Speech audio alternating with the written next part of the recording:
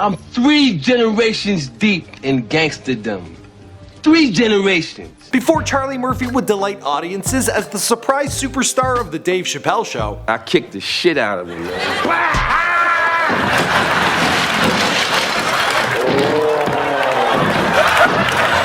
Before Charlie Murphy would decide to start doing stand-up comedy at the age of 42. 42. At 42 you start doing stand-up, which is relatively unheard of. Nah, Joy Behar started at 43, so I ain't got the record for that. Look where she's at right now. Before Charlie got an open invite to hang out with the Hollywood elite due to his younger brother's fame. I'm real proud of that, you know what I mean? And I'm getting to hang out with people that I only read about in magazines and seen, you know, on the screens. In the 80s and 90s, there were few bigger comedic superstars that matched up to the success of Eddie Murphy. Charlie being the older brother, and to be honest, the better looking of the two, well, he joined Eddie throughout his Hollywood experience. Charlie would try a bunch of other gigs before finding his own fame, having enlisted in the Navy, then trying his hand at acting, writing, and producing before making a name for himself in stand-up. Following his unforgettable work on the Dave Chapelle Show, Charlie found huge success as a writer, actor, stand-up comedian, and voiceover talent. Sadly, Charlie lost his battle to leukemia on April 12, 2017 at the age of just 57. In an odd coincidence, he passed away just 11 days short of the 1-year anniversary of his good friend Prince, who passed away on April 22, 2016. Prince, you got a towel, man? It's kind of hot out here, man. Why don't you purify yourself in the waters of Lake Minnetonka? What's going on, guys? My name's Michael McCrutton, documenting the life and career of Charlie Murphy before his untimely passing, here for you on Before They Were Gone. Now, in the past, we've covered many a celebrity who has left us, including Muhammad Ali, Old Dirty Bastard, and of course, Prince. You guys requested this video in the comments and on my Twitter and my Instagram, and as always, I'm working on all your requests as fast as they're coming in. So let me know who's next in the comments down below. Also, feel free to leave your condolences.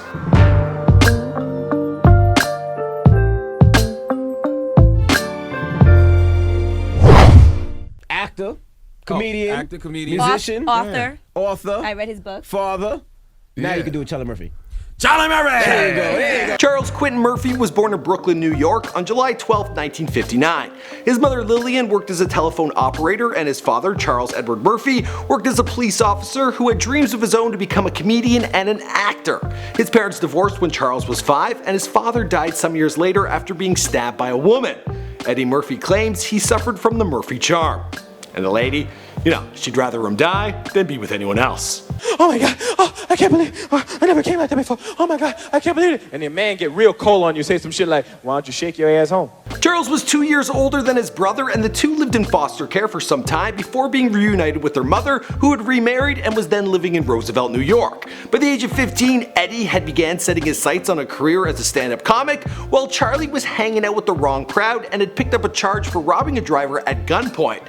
He was put on 3 years probation, and when his probation was finally coming to an end, he was arrested for loitering and petty larceny, which had him sent away to prison for 10 months. While he was locked away, his younger brother was sharpening his chops on the comedy circuit. When Charles got out, he decided to clean up his act and pursue a more practical career, enlisting with the US Navy. He served there for 6 years as a boiler technician. What did that look like? Well, I'm guessing something like this. Shut up the dancers! Shut up! Whatever it was truly like, it was a far stretch from his brother's newfound fame in New York City and Hollywood. Eddie Murphy's comedy special and album Delirious took the world by storm, followed up by Eddie Murphy Raw. Yes, I fucked her, yes! Is that what you want me to say? I fucked her, right? I fucked her!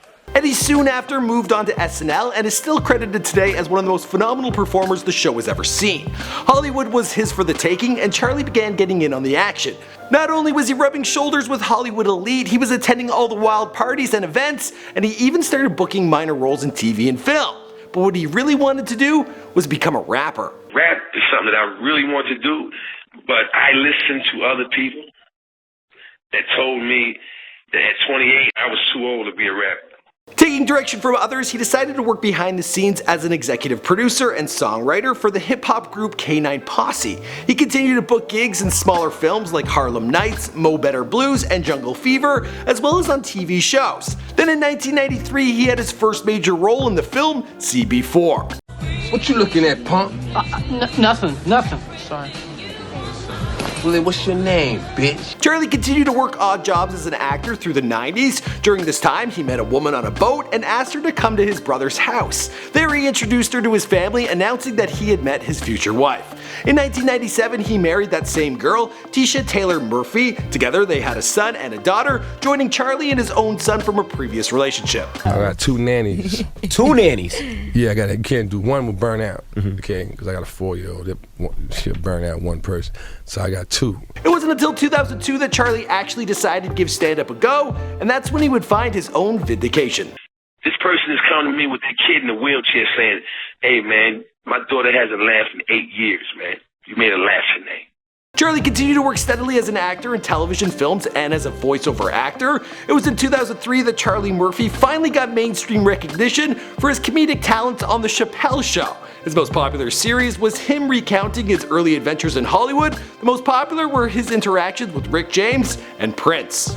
Prince had on it was like a Zorro type outfit. It had the ruffles that come down in the front. He had the big perm fluffed out and all of that. His work on The Chapelle Show changed the trajectory of his career. All of a sudden, his stand-up shows were earning him standing ovations before he even took the stage. After all these years, he was finally getting his own sketch comedy series, Charlie Murphy's Crash Comedy, which aired on Crackle, followed by a stand-up special, Charlie Murphy, I Will Not Apologize, which premiered on Comedy Central in 2010. But during all this success, Charlie was dealing with devastating news. His wife Trish was diagnosed with cervical cancer in 2007, a battle she lost in 2009. As he continued to tour with stand-up, he made it his mission to spend as much time as he could with his kids. He continued to work in films like The Cookout 2 and in television, appearing in Hawaii Five-0, Are We There Yet?, 1,000 Ways to Die, and the upcoming season of Power.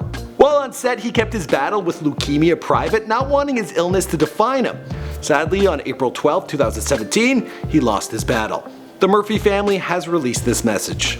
Our hearts are heavy with the loss today of our son, brother, father, uncle, and friend Charlie.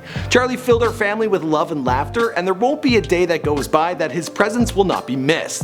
Thank you for the outpouring of condolences and prayers. As for the rest of the story, well, we'll have to wait and see because this is before they were gone.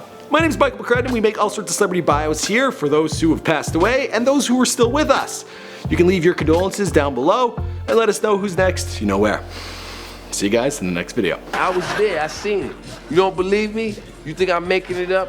You think I'm trying to, enhance the story because I'm involved?